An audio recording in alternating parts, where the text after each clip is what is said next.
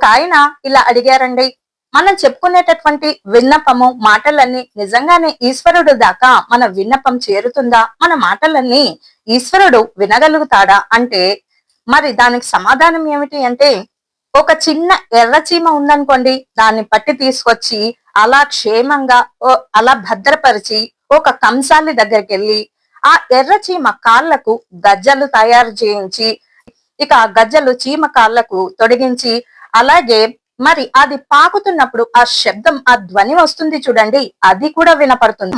సూక్ష్మాతి సూక్ష్మమైనటువంటి ధ్వని శబ్దం కూడా ఈశ్వరుడికి చేరుతూ ఉంటుంది. ఆయన వినికిడికి వినపడుతుంది. ఈశ్వరుడు మన మాటలు వింటూనే ఉంటాడు. వినడాన్ని ఎప్పుడూ కూడా అనుకోకూడదు. వినడు, నా అభ్యర్థనను స్వీకరించట్లేదని ఎప్పుడూ అనుకోకూడదు. ఆలస్యం వెనక ఏదో అద్భుతమే జరుగుతూ ఉంటుంది. అలా నిరీక్షిస్తూ ఉండాలి. ఆలస్యానికి ఫలితం ఎప్పుడూ మధురంగా తీయగా ఉంటుంది అని తెలియజేస్తూ, ఈశ్వరుడు ప్రతి మాట వింటూనే ఉంటాడు అని తెలియజేస్తూ స్వస్తి.